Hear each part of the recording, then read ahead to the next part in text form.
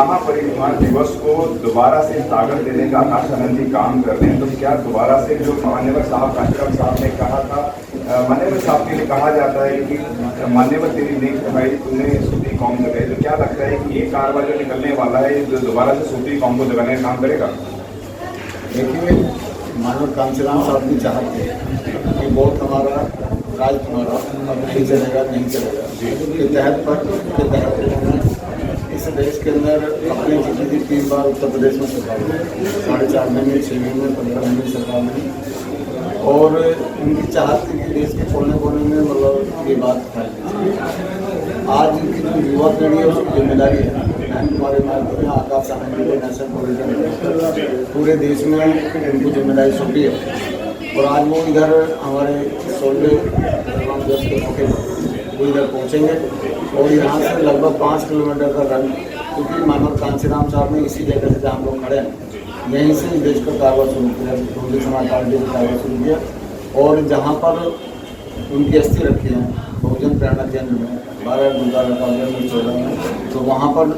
तक हम लोग जाने का काम करेंगे। और जब से आकाश आनंद जी को गांधी ने जिम्मेदारी दी है, उन्होंने देश के कोने कोने में जाकर प्रोग्राम किए, और आप लोग प्रोग्राम देखते भी हैं कि जैसे जैसे वो आगे बढ़ते जा रहे हैं, लोगों का कारोबार उनके साथ जुड़ता जा रहा है, और खासकर नौजवानों में उनके प्रति ज़्यादा चाहते हैं, और नौजवान जो हमारी नेता की भी चाहते हैं कि 50% भागीदारी नौजवान को जुड़ी, तो नौजवान जुड़ रहा है। तो आज भी दिल्ली से इधर लोग पहुँचेंगे तो आप देखेंगे उसमें नौजवानों की संख्या ज़्यादा रहेगी, महिलाओं की संख्या भी रहेगी, नौजवानों की। अब जो हमारे पुराने वर्कर हैं, जो पुराने पार्टी के लोगों ने कांचीराम साहब के साथ, गांधी के साथ काम किया, वो लोग भी आज यहाँ पर आपको देखने को नजर आएंगे, और क्योंकि उनकी चाहत थी कि आज यहाँ पर ये ऐतिहासिक प्रोग्राम रखा गया है कि यहाँ से शुरुआत जहाँ तक कांचीराम साहब को मूवमेंट करा गया है, और वहाँ से जहाँ तक उनकी बस्ती है तो वहाँ तक लोग जाएंगे, तो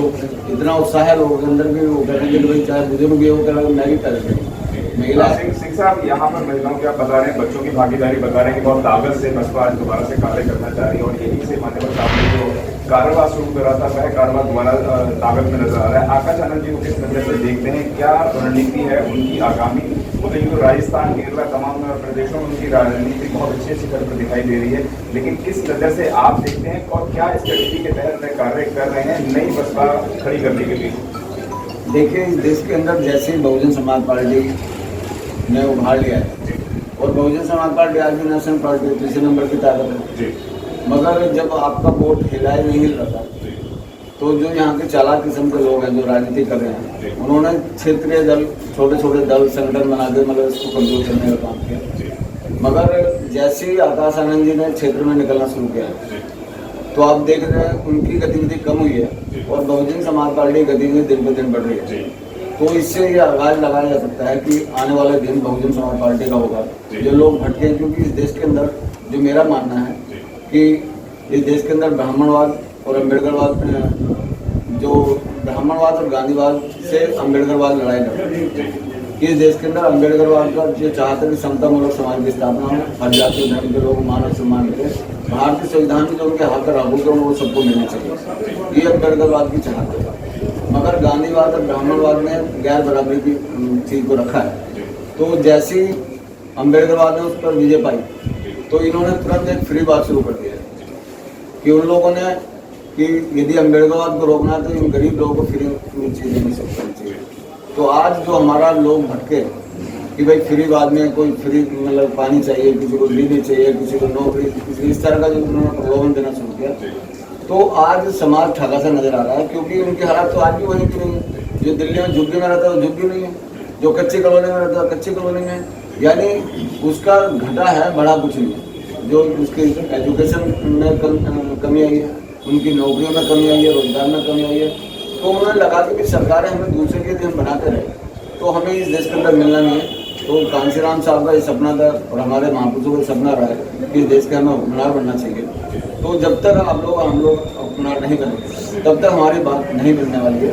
तो इसलिए आज नौजवानों को भी समझ में आ रहा है, क्योंकि सबसे ज़्यादा जो पीड़ित है आज मतलब जो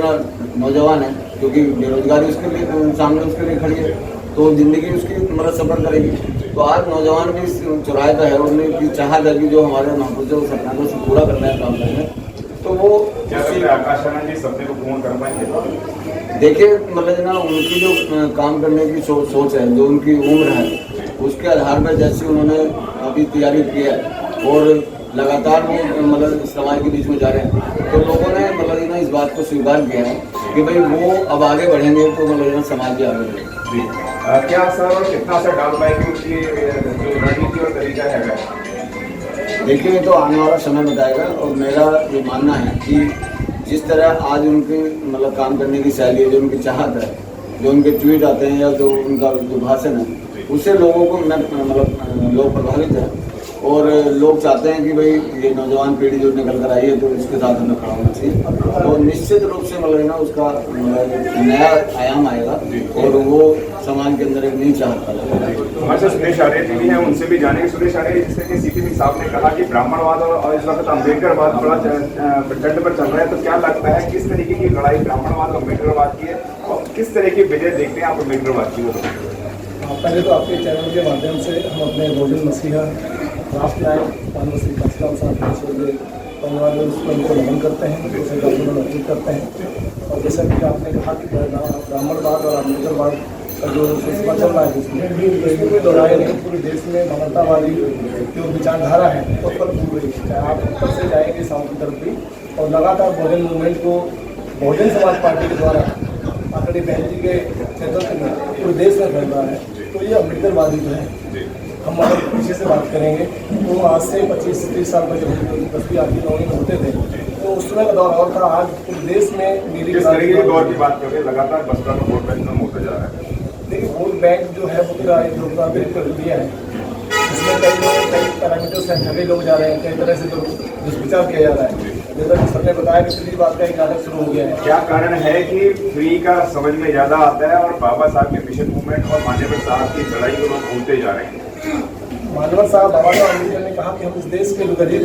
कमजोर वर्ग को हुक्मरान बनाना चाहते हैं, तो बाबा साहब ने तो हमको दे दी नेमत, मानव काशीराम साहब ने हमको सिद्धांतिक रूप से राजनीतिक शक्ति दे दी और आदरणीय बहन जी से एक राष्ट्रीय नेता दे दिया। तो और हमको क्या चाहिए, हमारे लोगों को समझना होगा कि हमारी नेता कौन है, हमारा रहबर कौन है और उनके पद से लोग चलते हैं, हम लोग इस कारवा को लेकर चले। तो निस्संदेह ही जो लोग आज आपको दिखाई दे रहे हैं, चाहे ब्राह्मणवाद की बात कर लें, फ्रीवाद की बात कर लें, मनवाद की बात कर लें, ये कहीं नहीं दिखाई दें अगर हमारे लोग अपने वोट और अपनी सत्ता और ताकत को समझ जाएं। सीपी सिंह जी, मैं आपसे जानना चाहूँगी, बहन जी लगातार बहुत कार्य कर रहे हैं और बहन जी के कार्य को नस्ते नाबूद कर दिया जाता है, उनके मोटी कार्य को दिखा दिया जाता है, उनको पैसे की देवी बताया जाता है, तमाम तरीके के आरोप लगते रहते हैं। तो क्या लगता है कि इन सारे आरोपों को खंडित करते हुए आकाश आनंद जी अपने कारवा को आगे बढ़ा पाएंगे? मैं बताएं। देखिए बहन कुमारी मायावती ने देश के अंदर जिनको लोग जिनका उपहास उड़ाया करते थे कि तुम्हारा इतिहास क्या है, तुम लोगों ने देश के लिए क्या किया है, तो बहन कुमारी मायावती ने जो सरकार बनाई, उनकी 5 साल की सरकार चली, चाहे मतलब 4.5 महीने की चली, चाहे 6 महीने की, चाहे 15 महीने की सरकार चली, तो उसमें उन्होंने इतिहास पढ़ा। मगर लोगों को ये इतिहास जो ना गरीब लोगों का पसंद नहीं है, उन लोगों ने उसका दुष्प्रचार किया। मगर आप देखते होंगे कि आगरा के बाद सबसे ज़्यादा रेवेन्यू कहीं इकट्ठा हो रहा है, तो लखनऊ का बना हुआ बहन कुमारी मायावती जी का अम्बेडकर पार्क। आज वहाँ पर जो यहाँ की जिस देश की फिल्म इंडस्ट्री है, सिटी जो है, वो भी वहाँ पर शूटिंग करने में अपना गर्व महसूस करती है। उन्होंने भी कई फिल्में वहाँ पर शूट की, तो एक ऐतिहासिक जगह बनाने का है।